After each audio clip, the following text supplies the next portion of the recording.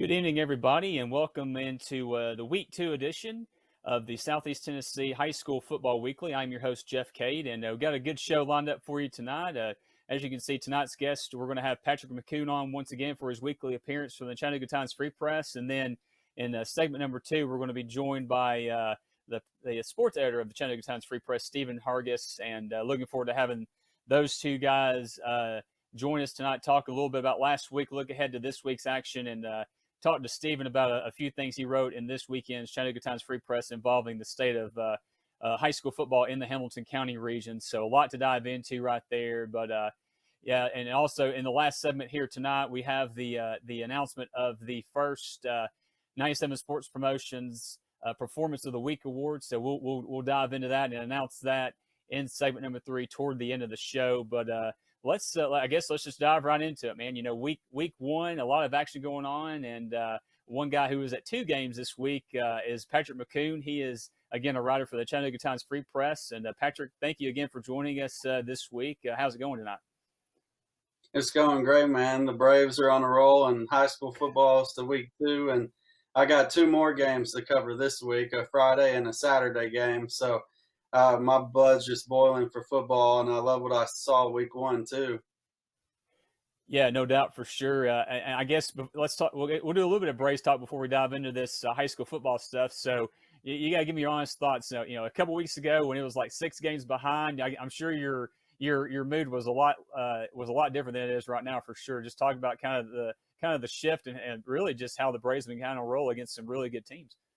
Yeah, for me, I'm kind of a prospect nut, so I pay attention to all these young prospects. So as soon as I saw Vaughn Grissom get called up, that's where my mood kind of changed right there, because I knew some people had called him a Juan Soto light, as in his tool set at the plate. He was a very experienced hitter and patient hitter, so I knew when they called him up, that could just make our lineup even deeper. And that's something the Mets, I don't think, have like we do, just such a deep lineup. And I know they say pitching wins, but the Mets lost 2 pitchers back-to-back days and one series with the Braves, so that also got me. I hate to cheer on injuries, but that was a sign. If you lose some pitchers, the Mets are in trouble. And I think the Braves are going to kind of steamroll the rest of the season in that division, and they may win the division by 4 or 5 games. Man, see, what other show can you get some high school football knowledge and some Braves talk in the first 5 minutes of the show? Only here on the Southeast Tennessee High School Football Weekly. So, but let's shift from baseball to the football side here, Patrick. We'll kind of dive into some week 1 review here. Let's just kind of start out with, we talked about last week, new faces, new places. Well, the first game we're going to talk about last week was one of those with Red Bank taking on Cleveland at Benny Monroe Stadium. Obviously, that's, that was Coach Ted Gatewood, his alma mater, his head coaching debut for his alma mater there at Red Bank. And, kind of continuing the trend that Red Bank has shown the last several years, was just defense, and causing turnovers, causing 5 turnovers on the night in Coach Gatewood's debut. I'm sure he was fine with that. But offensively, Patrick, you know this as well, the weapons, A.D. Crutcher and Morris, on the rushing and the passing attack. I think 3 touchdowns between those guys. And the quarterback, 7 for 12, over 100 yards, 2 touchdowns. So very consistent across the board on offense to go along with their defense. What did you see from that game right there? Yeah, one of the first things I noticed that I really liked, and I even saw in the Jamboree some, was Donnie Morris lining up in the slot and outside as a receiver. So he's also in sets where he can line up with the quarterback and AD in the backfield. But that's really the first time Red Banks used Donnie as a wide receiver for us. Kind of last year, he was either on the sideline or in 2 back sets, but they're just using his elite skill playmaking ability out there on the field, and he really showed it, just high pointing a ball right before halftime to score from about 20 yards out. And he's a guy that can be one of the most explosive players in their region and this area of the state. He already had an offer from Vanderbilt as a sophomore, and he's going to be one of those guys that even some of the bigger SEC programs eventually are going to come around to. But like you said, Tate Gatewood is just, his defense was rolling early, and I think it helps that these guys have been around Ted Gatewood for the last 4 years. This is his 4th year as an assistant at Red Bank. So he's kind of been ingrained in the culture, and you could almost look at him in the past as another head coach to go along with Chris Brown, even when he was there. I guess guys would respect him in that type of way. And in my opinion, I think Red Bank has the best two defensive ends in this area as when it comes to just applying pressure and just that type of build you want to see. They have two guys that are 6'3", 185, 190 pounds that have that reach that can bring down quarterbacks or running backs. And so it's going to be hard for offenses to find any consistency, whether it is the run game or pass game. And the last thing, too, with that game was Red Bank's quarterback, first-year starter as a senior, like you said, goes in there, looks really adequate through the air. He does enough to where you have some confidence in him going forward, too. And that makes Red Bank really scary because if you have Morris and Crutcher doing damage and your quarterback can move it around, that's a Red Bank team that's capable of 12 wins this year, if not more. Yep, no doubt. And let's stay in. Well, first it was a Red Bank 35-12 win there over Cleveland, so definitely a good start to the Ted Gatewood era there at Red Bank. And another kind of Bradley County matchup there. Patrick, you were there for this one. Brainerd taking on Bradley Central. This was a Thursday night game, and Bradley Central with the big 53-13 win. Kind of give us your thoughts on that one as well. And I know we talked last week. Brainerd kept this game close, last year through three quarters. That definitely wasn't the case on Thursday night. No, it's pretty crazy. It went from being a 7-7 game this past Thursday with 7 minutes left in the first quarter to, I think it was 43-7 with 7 minutes left in the second quarter. So Bradley just made Brainerd pay for their mistakes. Brainerd had 10 penalties in the first quarter alone, and it almost seemed overwhelming for a team like that because Bradley was not making any mistakes like that. They were just taking advantage of every single thing that went wrong for Brainerd. And I would say Brainerd actually has a good group of playmakers. They've got two good wide receivers and Martellus Carter at running back who can mix in. And so they're going to win some games this year. But Bradley, their depth and numbers and just how they execute, I think they actually show that they're probably a top 5 team in 6A this year, and they're even more experienced now. And I think last year they had started the season 8-0, so we may see them start undefeated all the way till Maryville again this year. And who knows, they may actually challenge Maryville and give them say, hey, we got some competition for you, even though Maryville's won. I don't think they've lost the region since the 21st century. They've never lost the region championship.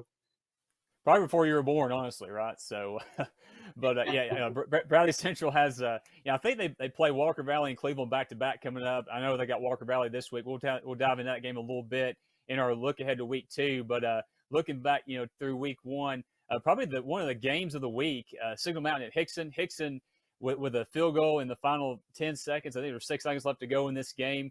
Wins 18-15 over Signal Mountain, and just a huge win, not only to get their season started off, but it was the first win in school history for Hickson over Signal Mountain, along with the first time since the 2011 season that Hickson started the season with a win. And another third stat right here, Patrick, you love stats, I know this.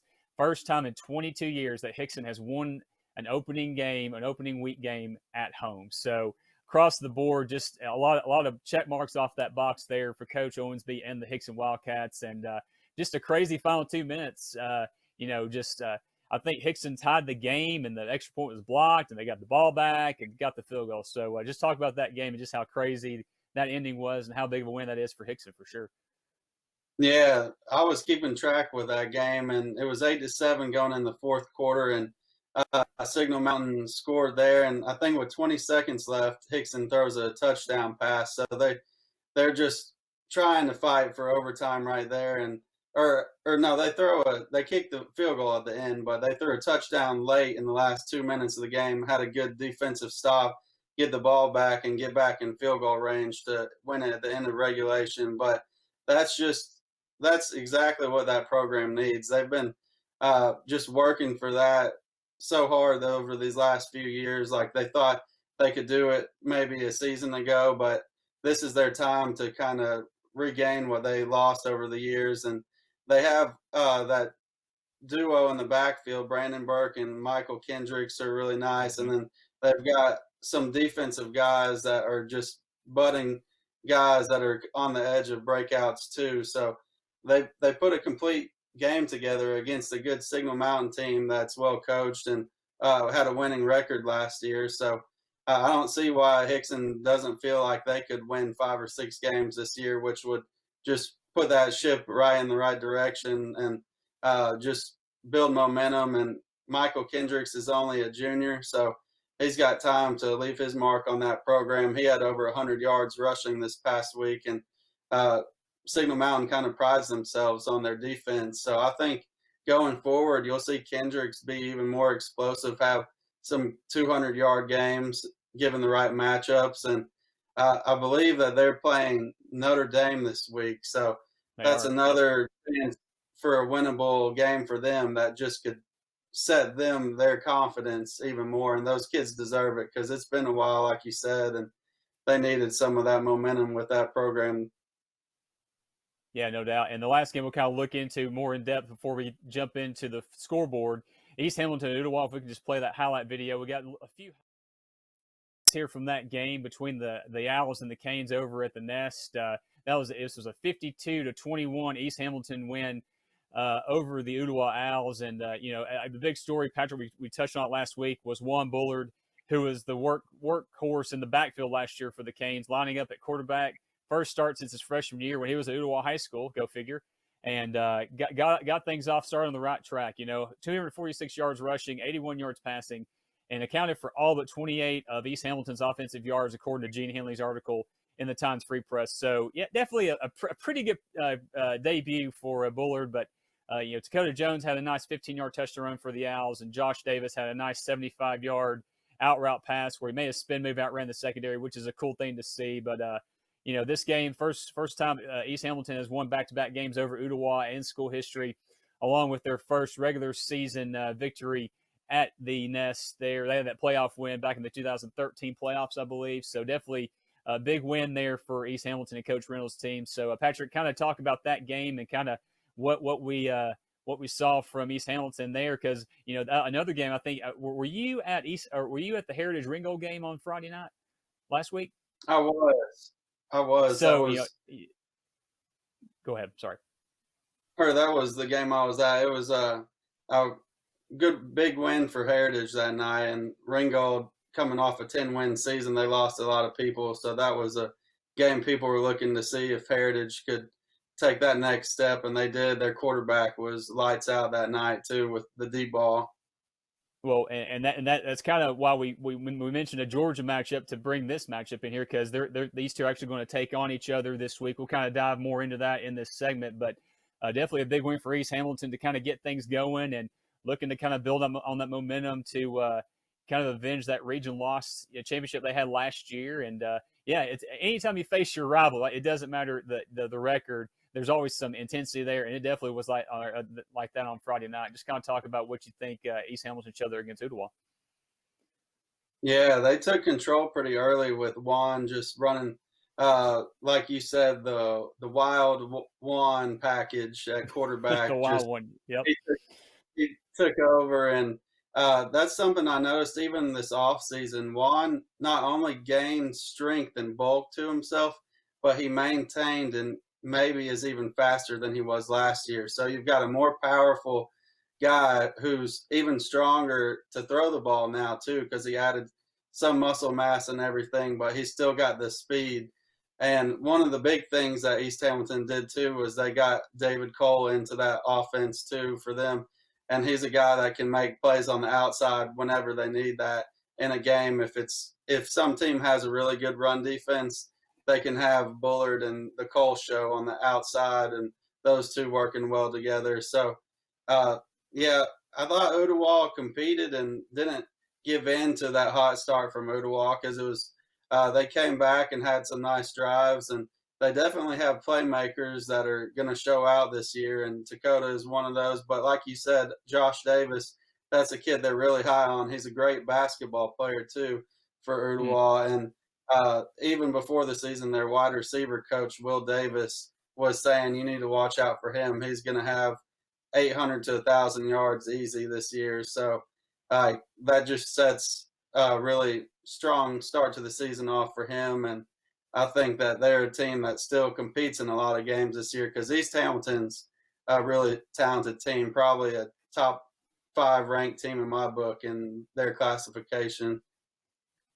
Yeah, and just based on the defensive showings that East Hamilton and Red Bank have, there's going to be some great region matchups in that region as we get into September and October. But let's go ahead and look at the rest of the Week 1 scoreboard here. We go here. Just a few ones that jump off the page at me.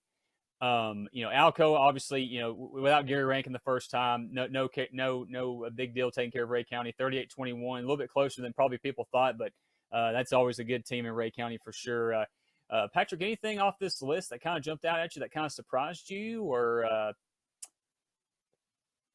Yeah, I know Ray County was without Ethan Davis for game 1, so they're hoping that he comes back pretty soon because that's a team that can really compete for a state championship this year in 5A. I think they have all the pieces, and even without Ethan Davis, they still ran the ball well against Alcoa, which is huge to see. Like, they didn't get just shut down completely against a team that's usually just mauling people from start to finish. So that was a big one. And then I think Baylor's opening showing too, they showed Caleb Hampton is just that guy. He had almost 300 yards rushing and 4 touchdowns. And he's running behind an offensive line that I think is probably the best in our city. And I know McCallie has a good offensive line, but I would maybe put Baylor's right there or above them with Bryson Sanders leading the way. So, yeah, that was nice to see Baylor looking like a state title hopeful. And then, of course, Rankin's debut couldn't have gone any better. It's going to be fun to watch that program just build similar. I wouldn't say it's like Trent Dilfer coming into Lipscomb Academy and that type of build up. They're not going to have that instant success like they did at Lipscomb with Dilfer, but they're going to be competing and one to watch out for that in years to come could compete with schools like that for state titles and that classification. So those are the ones that stood out to me. Yeah, let's just go through that third slide real quick, just kind of show the folks there. No really major surprises there. I guess the main one that jumped off the page at me was the Meigs County Sweetwater game. That was a deciding game late there as well, 23-22 win for Meigs County. But, yeah, let's just kind of jump into some Week 2 action here real quick. Let's go to slides 4. So some big ones here. I guess the big one on this screen, if you're looking at it, besides the Heritage game against East Hamilton that we talked about, obviously Walker Valley, Bradley Central, that's going to be an interesting game there. Walker Valley looking for the first win at Bradley Central in school history, and Bradley looking to continue their dominance over the Mustangs. And let's just kind of move over to slide number 5 real quick. Yep, right here. We talk about, Meigs County, they go on the road at Kings Academy. That should be a Meigs County win for sure. And one other that jumps off the page here, the Ted Gatewood Bowl, Part 1, Ooltewah at Red Bank there at Red Bank Community Stadium, because as we know, Coach Gatewood was the head coach for the Owls for several years. But a lot of great matchups on hand. But, Patrick, before we jump out of here, my friend, where are you going to be at on Friday? And just kind of how can people follow you on social media again? Yeah, on Friday I'll be at the Gatewood Bowl, so that's Ooltewah Red Bank, and that should be a fun game just to see if Red Bank is as good as they looked Week 1 or if Ooltewah can come in there and build from just their solid offensive start to the season and compete in that game. So I'll be there, and then Saturday I'll also be at Brainerd at Howard, so that's a 1 o'clock kickoff that will draw a good amount of fans out there, and I'll have coverage on my Twitter page and at the Times Free Press, and my Twitter page is at P. McCoon on Twitter, so you can follow for updates and videos and all the scores and stuff there. Very cool. Patrick, thank you again for the time, my friend, and we'll talk next week, all right? Thank you, Jeff. Have a great show. All right, you too. That was Patrick McCoon from the Chattanooga Times Free Press. We're going to take a quick commercial break, and you're tuned in once again, Southeast Tennessee High School Football Weekly, presented by Team FYN Sports. We'll be right back. 97 Sports Promotions specializes in custom football mini helmets for any occasion. From gifts, Player awards, banquet decor, and more, 97 Sports Promotions has you covered. And coaches, if you're looking for premium full-size decals for your game day helmets, the team at 97 Sports Promotions can do that too. Visit 97sportspromotions.com or call 865-318-1242. 97 Sports Promotions, proud sponsor of the Southeast Tennessee High School Football Weekly Performance of the Week.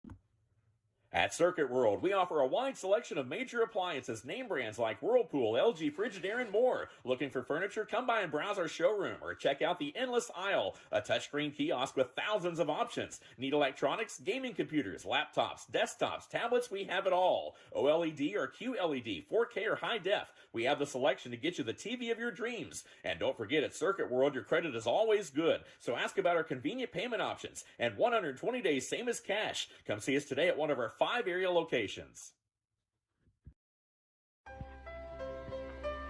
Chattanooga Funeral Home, Crematory, and Florist, a Dignity Memorial provider, has been dedicated to service since 1933. With 4 funeral home locations, including East Chapel in East Ridge, North Chapel in Hickson, Valley View Chapel in Ottawa, and East Brainerd Chapel in East Brainerd, along with 2 cemeteries at Hamilton Memorial Gardens on Highway 153 in Hickson and Chattanooga Memorial Park in Red Bank. Call 423-698-2541 or visit their website at ChattanoogaFuneralHome.com. Celebrate your life or that of a loved one with a funeral and memorial service befitting the life lived. Chattanooga Funeral Home, Crematory, and Florist. Are you looking for expertly decorated gifts you'll love with your custom design or logo? Graphic Expressions in Blue Ridge is your go-to place for custom apparel, accessories, gifts, and much more. Graphic Expressions is located at 3640 East 1st Street in Blue Ridge, or give them a call at 706-946-4605. Graphic Expressions, unrivaled customer service, pure brand awesomeness. In 1981, Reed Nicholson began selling tires out of an old barn in Mineral Bluff. Little did he know that he had just laid the groundwork for the most trusted names in automotive services in the Blue Ridge area. In 1997, Nicholson Tire Center became what it is today, holding the same values of faith, family, and great customer service. 2 locations to serve you, and the Blue Ridge location is currently expanding to offer fast service and the largest U-Haul provider in Georgia. Nicholson Tire Center, Blue Ridge, and Mineral Bluff. Gary Thacker Insurance is a family-owned and locally operated insurance agency that has been proudly serving North Georgia and the Chattanooga area for 25 years. If you're looking for an agency that is family-oriented, lives and works in your community, and is focused on making insurance less complicated, give my friend Jeremy Thacker and the team at Gary Thacker Insurance a call at 706-866-8283 or visit them on the web at GaryThackerInsurance.com.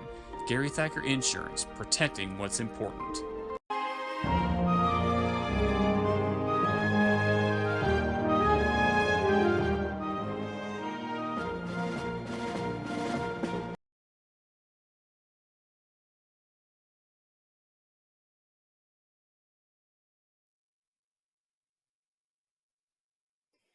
Welcome back, Southeast Tennessee High School Football Weekly, week number 2 edition here, and I want to thank Patrick McCoon from the Chattanooga Times Free Press for joining us, and kind of a team Times Free Press night here on the weekly show, and now we're going to be joined by Stephen Hargis. He is the sports editor for the Chattanooga Times Free Press, and he wrote an interesting, in-depth series on kind of what we're going to talk about tonight, about the kind of the state of Hamilton County athletics as a whole. And Stephen, just want to thank you again for joining us this evening. How's it going, my friend?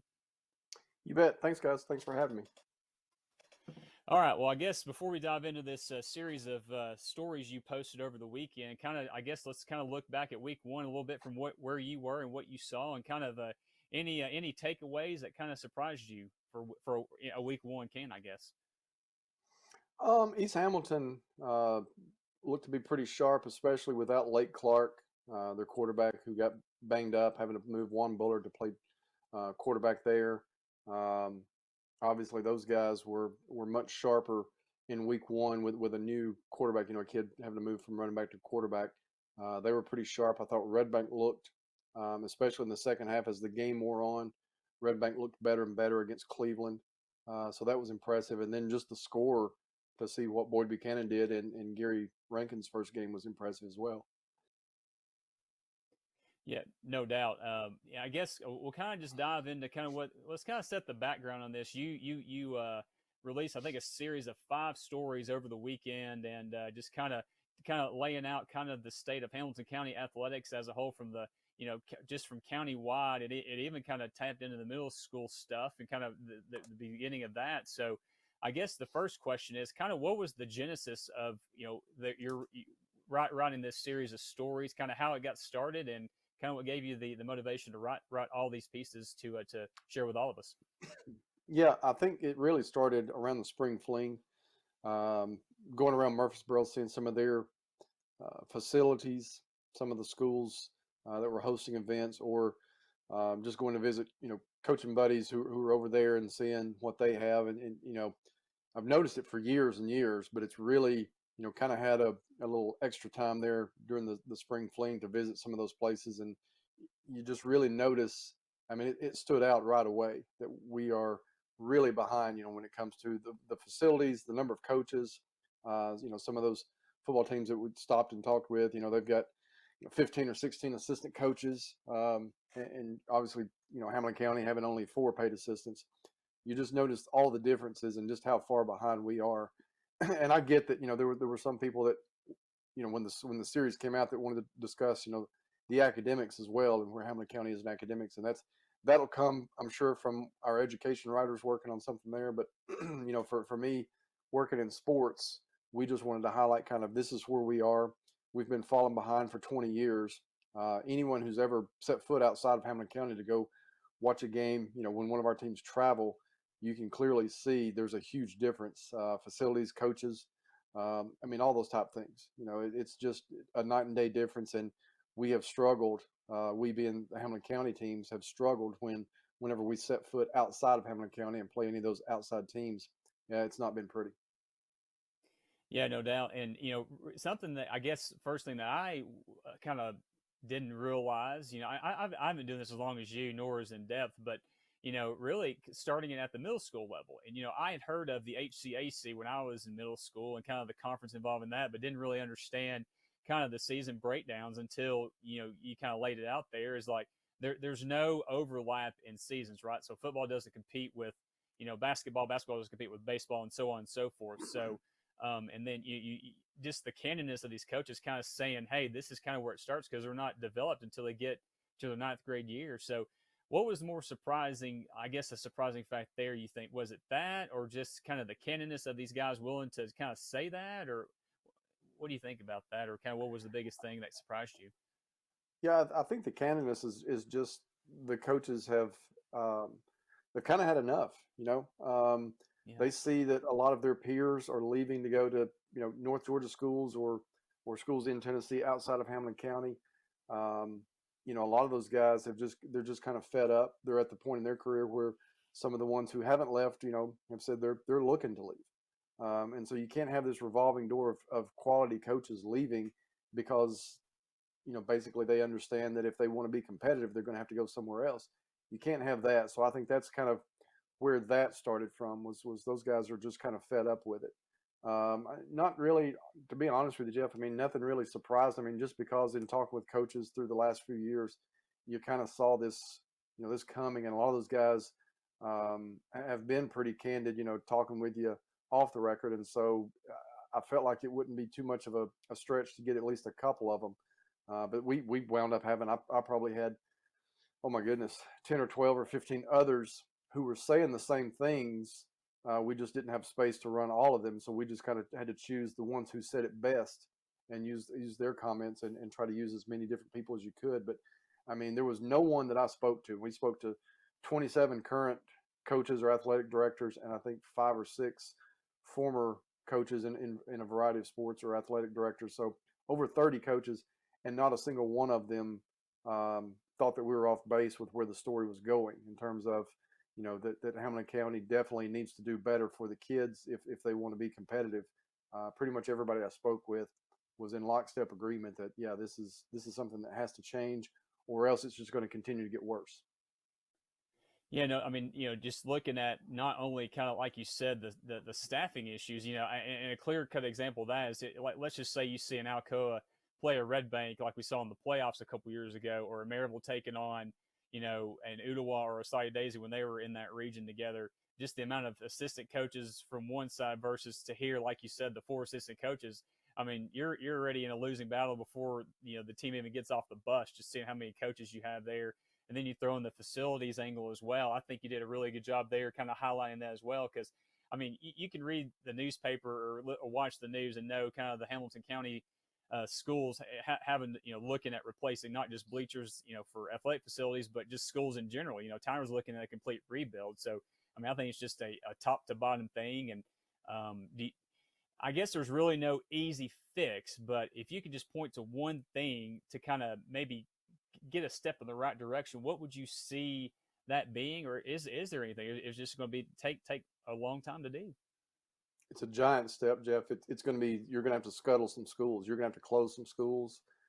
Some of these that are outdated and, kind of dilapidated, you're just going to have to, instead of, as Robert High said, instead of putting, duct tape and Band-Aids on the problem, you're going to have to kind of pinpoint some of the schools. And I think, when the consulting firm MGT came in, they recommended several schools be closed. I think you're going to have to follow through on that.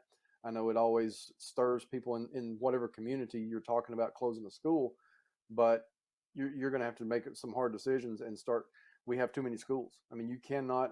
You're trying to spread a very thin layer of butter across a large piece of toast. I mean, you don't have enough funding to stretch across and with all the needs that are there, whether it be academic technologies, things for classes that are needed there, and then you look at the athletics. There's just simply not going to be enough to go around unless you really have a fairly large tax increase, which I don't think many people in Hamilton County are going to want to vote for.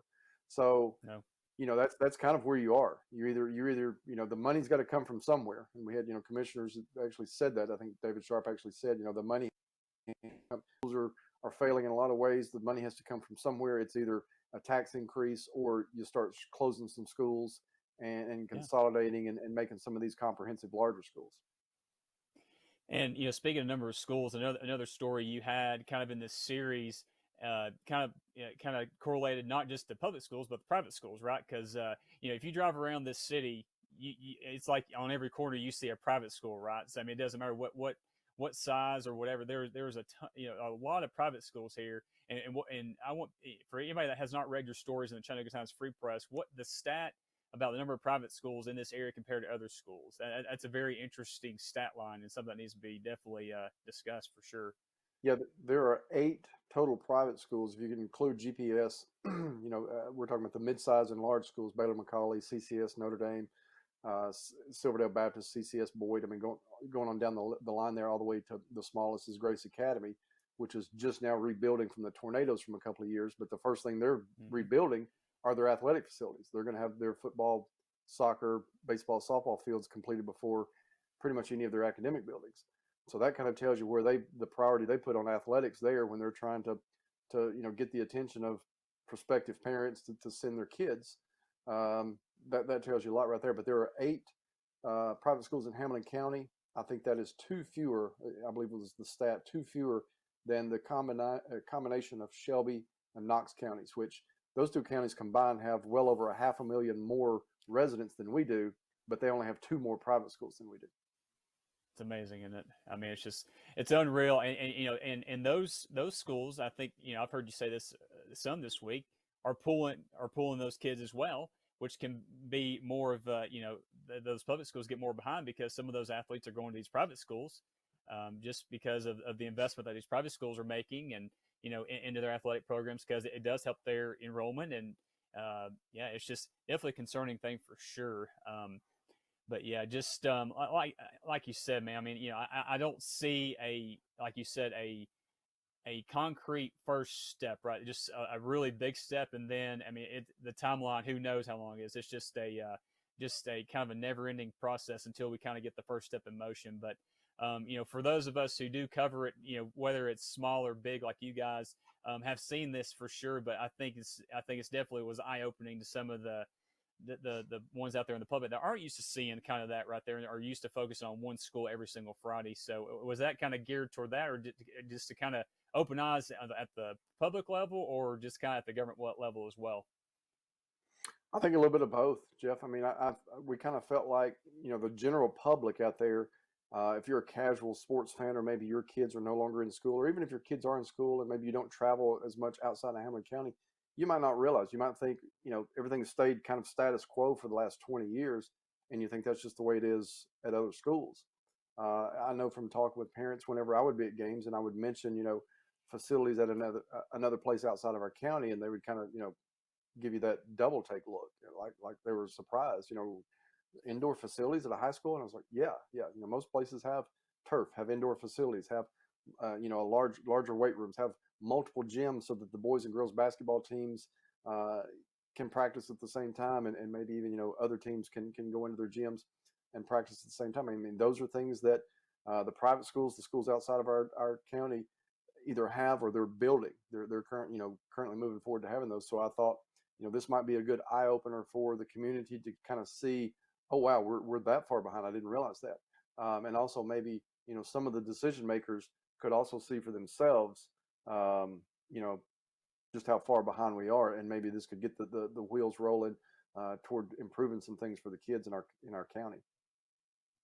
Yep, no doubt. Well, Stephen, like I said, just great knowledge, and like I mentioned earlier, it's just for those of us who are around it every Friday night, we're kind of used to seeing, I guess, the facilities advantages and disadvantages that we have, but it's kind of good to see, to kind of get people thinking. I mean, and that's the thing. You can say something, agree with somebody all along, but it's good to, whether it's newspaper or radio or TV, just get people thinking and kind of think about, hey, this is really what's going on, and it's not just affecting just the athletic side, but also just the Department of Education as a whole. And it's a trickle down effect, right? I mean, it affects everybody if you have a kid or anything in these schools, public or private, because I mean the private schools too are having a tough time competing with some of these schools out of our area, especially like the Division II AA level. I think. I mean, I look at a team like Silverdale, and they have a great regular season. Then they go to CAK, get shut out, right? And then they go on the road and play Lipscomb Academy, and it's like a mercy rule game at halftime. So I mean,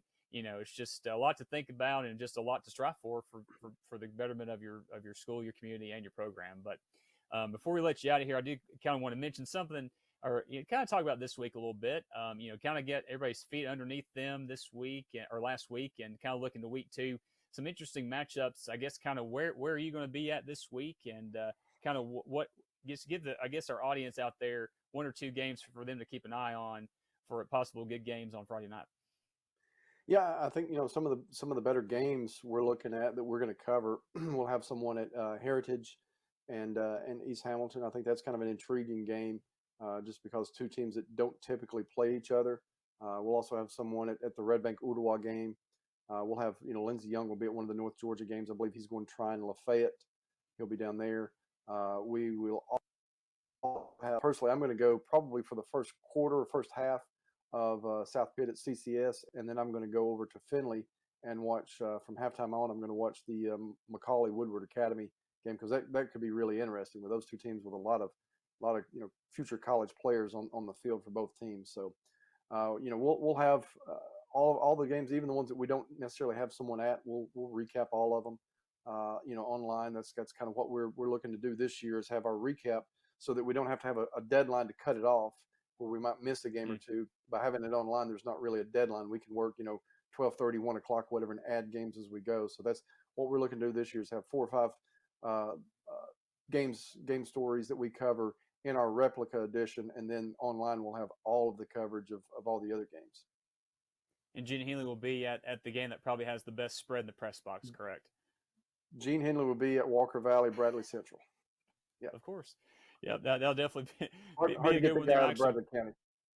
I'm telling you, I mean, he definitely knows it, so that's definitely a good thing for sure. So I'll be looking for him on Friday night. That'll be the game I'll be at for the Coca-Cola Red Zone. So that should be a great game there. Or, I mean, it's like I mentioned with Patrick, Bradley Central has dominated that series, and really for the Mustangs, looking for that first win at Bear Stadium. So that could be a historic night for Coach Akins against Coach Floyd there. But, and that game you were mentioning at Finley, I think a lot of people don't realize that game has a lot of Division I talents at Finley. And, just looking at some of the names, I mean, obviously we know the ones around here, but you go back and look at just, for Woodward Academy, I had to pull this up because I'm trying to remember exactly the names involved. So you probably know it better than I do, but you're looking at from AJ Hoffler. I think he's heading to Clemson. So I mean, right there, I mean, you have just a ton of eyes on that guy just for him going to play for Coach Dabo Sweeney. But another guy, River Hansen. And you look at a guy like Miles Graham, and if you remember that name, Graham, he's going to the University of Florida. Yes, that's right. He is. His father was Ernest Graham, who kind of did some damage to our Tennessee Volunteers over the years. So if that running ability runs in the family, then I think the Gators are getting a good one. But you definitely want to keep your eye on that. And McCauley, we know McCauley, Stephen, right? I mean, it's no hot take. They're going to be really good this year, and Friday night should be no different when they take on Woodward. But I think it's good to see that Finley's willing to be a showcase facility for a game like this, and hopefully it continues. But one more thing before I let you go. I know you mentioned Heritage and East Hamilton. We've seen some of these Georgia-Tennessee battles over the last couple of years. South Pitt, Dade County last year.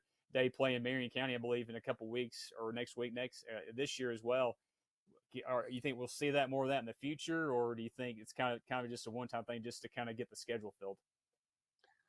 I would like to see it. I know the tough thing is always the fact that Georgia schedules, 2 years on a different cycle than Tennessee. I can't remember one of them schedules even numbered years, the other schedules an odd numbered years, and so it's hard to get everybody on the same page. You pretty much have to have a gentleman's agreement that hey, we'll schedule you this year, at your place, and next year you come to our place, kind of thing. So it's a little tougher than it is to schedule games just in Tennessee because Alabama and Georgia both are on different scheduling seasons than are the Tennessee teams. But I would love to see the cross move across. I mean, wouldn't it be great to have more? We've had the Macaulay Cal games, those type of things. Have a Baylor Dalton. If Dalton can kind of rebuild their program back up to where they used to be. I mean, it'd be a lot of fun to have throughout all classifications to kind of have some of our local Tennessee teams and Georgia teams playing each other.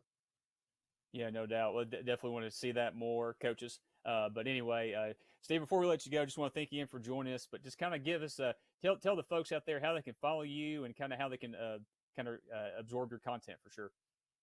Yeah. I mean, it's easy to follow on Twitter. It's at Stephen Hargis with a PH, and obviously anything on timesfreepress.com. Any of our guys will have loads of high school and college coverage throughout the fall. And that's where you can go and see all the game stories and the recaps, the roundups of all the other games. So, go to timesfreepress.com or just follow me at Stephen Hargis on Twitter.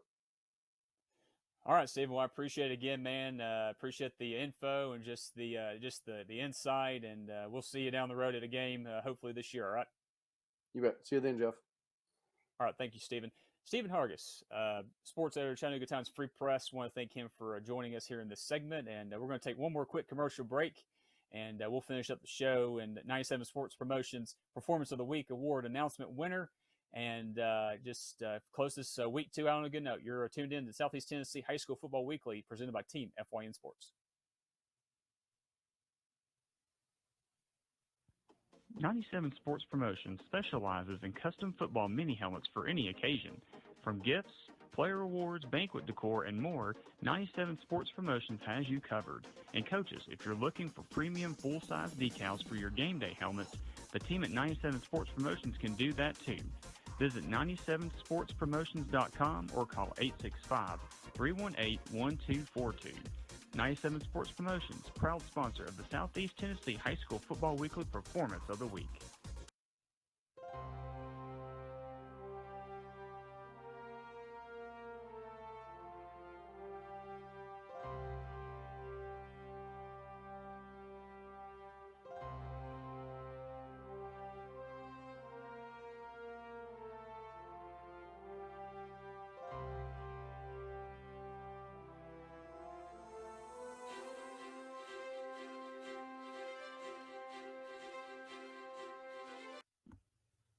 At Circuit World, we offer a wide selection of major appliances, name brands like Whirlpool, LG, Frigidaire, and more. Looking for furniture? Come by and browse our showroom or check out the Endless Aisle, a touchscreen kiosk with thousands of options. Need electronics, gaming computers, laptops, desktops, tablets? We have it all. OLED or QLED, 4K or high def. We have the selection to get you the TV of your dreams. And don't forget, at Circuit World, your credit is always good. So ask about our convenient payment options and 120 days, same as cash. Come see us today at one of our 5 area locations.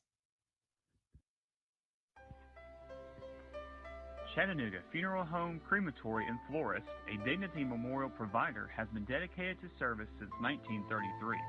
With 4 funeral home locations, including East Chapel in East Ridge, North Chapel in Hickson, Valley View Chapel in Ottawa, and East Brainerd Chapel in East Brainerd, along with 2 cemeteries at Hamilton Memorial Gardens on Highway 153 in Hickson and Chattanooga Memorial Park in Red Bank. Call 423-698-2541 or visit their website at chattanoogafuneralhome.com.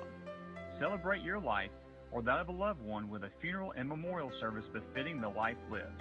Chattanooga Funeral Home, Crematory, and Florist. Are you looking for expertly decorated gifts you'll love with your custom design or logo?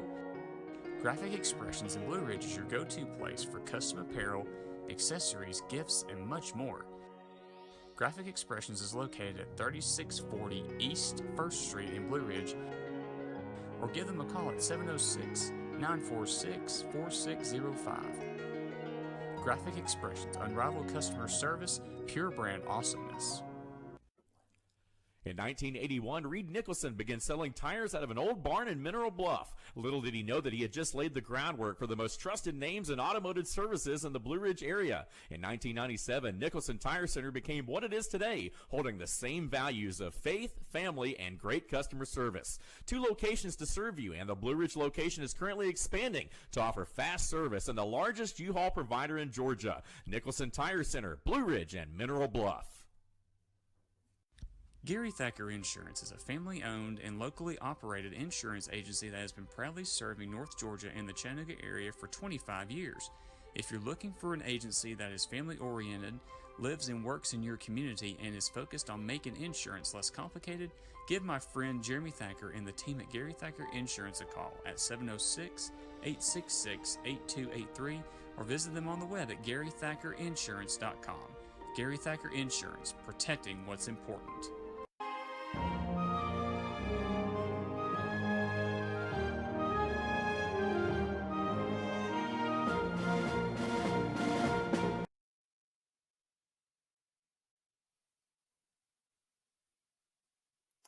Welcome back to the Southeast Tennessee High School Football Weekly. And want to thank our guests tonight, Patrick McCoon and Stephen Hargis of the Chattanooga Times Free Press.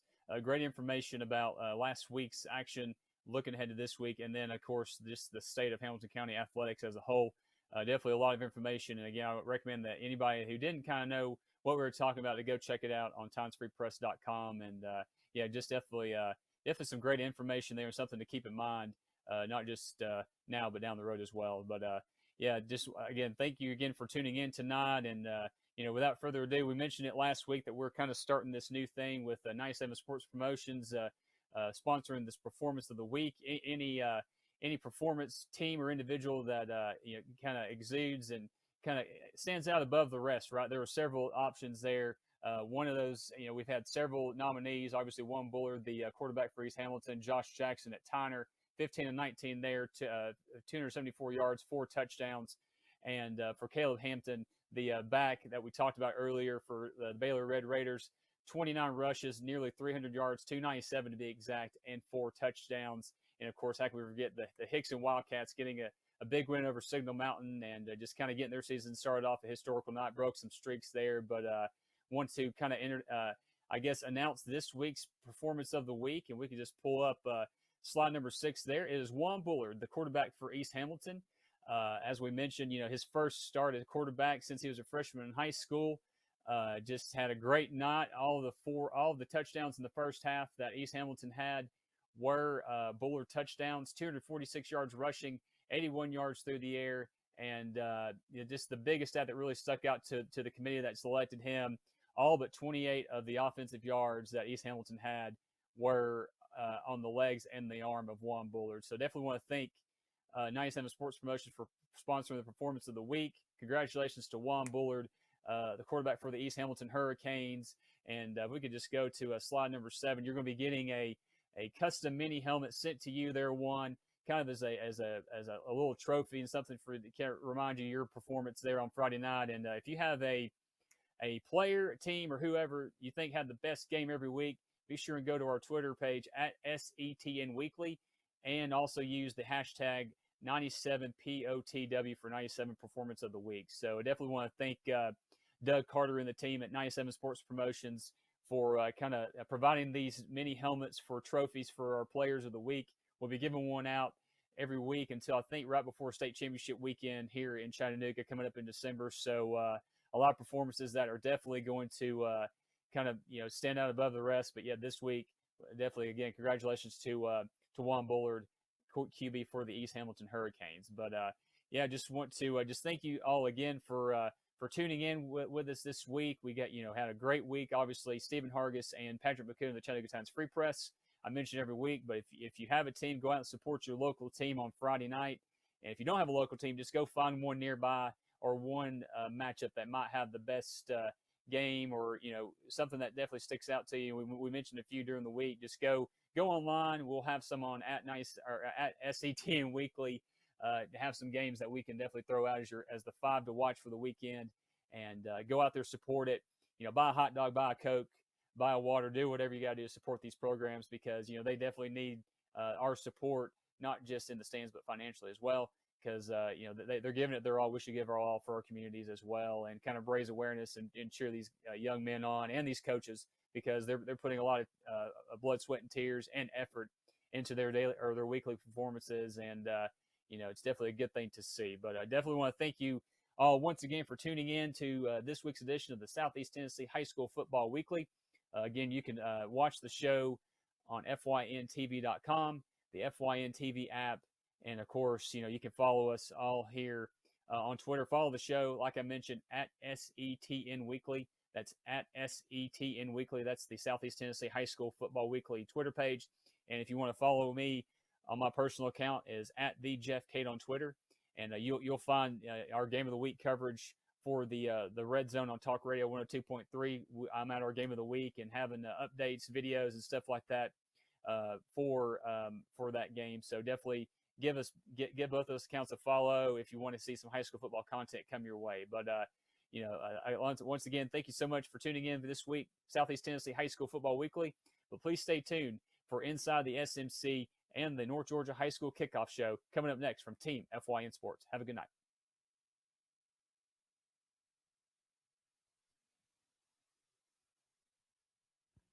'97 Sports Promotions specializes in custom football mini helmets for any occasion. From gifts, player awards, banquet decor, and more, 97 Sports Promotions has you covered. And coaches, if you're looking for premium full-size decals for your game day helmets, the team at 97 Sports Promotions can do that too. Visit 97sportspromotions.com or call 865-318-1242. 97 Sports Promotions, proud sponsor of the Southeast Tennessee High School Football Weekly Performance of the Week.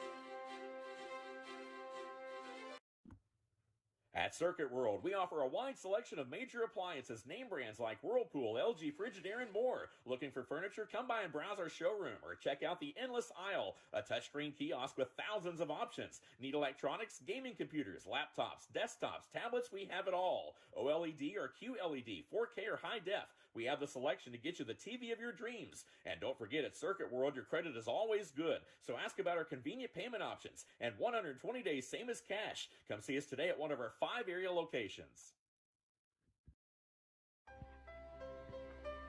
Chattanooga Funeral Home, Crematory, and Florist, a Dignity Memorial provider, has been dedicated to service since 1933.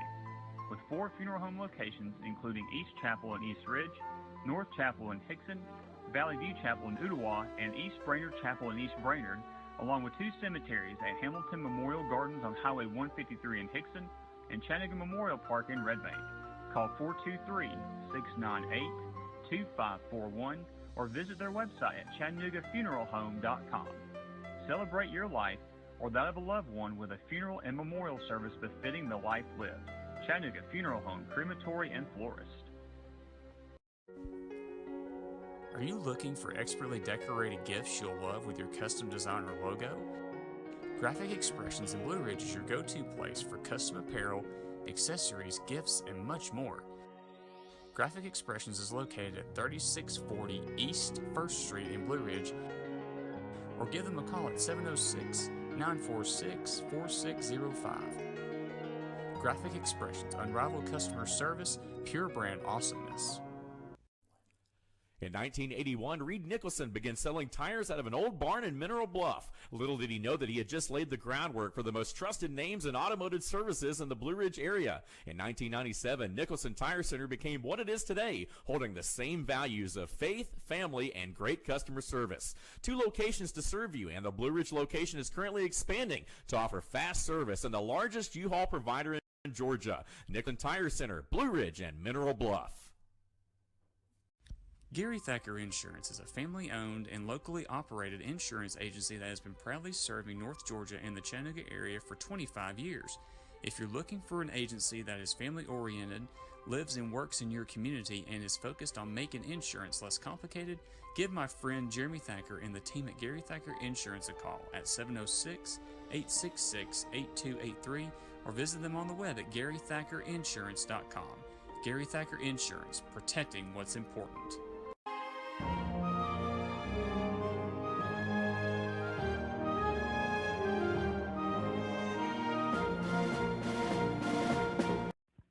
'97 Sports Promotions specializes in custom football mini helmets for any occasion.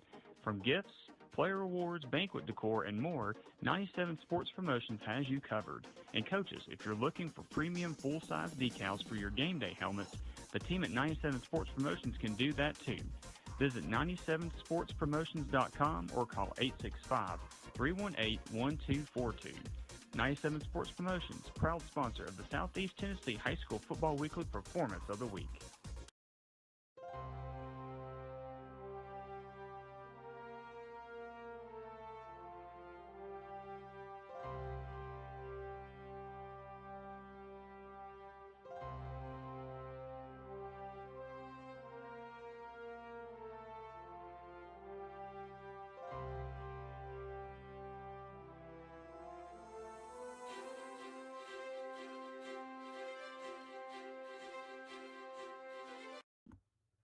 At Circuit World, we offer a wide selection of major appliances, name brands like Whirlpool, LG, Frigidaire, and more. Looking for furniture? Come by and browse our showroom or check out the Endless Aisle, a touchscreen kiosk with thousands of options. Need electronics, gaming computers, laptops, desktops, tablets? We have it all. OLED or QLED, 4K or high def. We have the selection to get you the TV of your dreams. And don't forget, at Circuit World, your credit is always good. So ask about our convenient payment options and 120 days, same as cash. Come see us today at one of our 5 area locations. Chattanooga Funeral Home, Crematory, and Florist, a Dignity Memorial provider, has been dedicated to service since 1933. With 4 funeral home locations, including East Chapel. 97 Sports Promotions specializes in custom football mini helmets for any occasion. From gifts, player awards, banquet decor, and more, 97 Sports Promotions has you covered. And coaches, if you're looking for premium full-size decals for your game day helmets, the team at 97 Sports Promotions can do that too.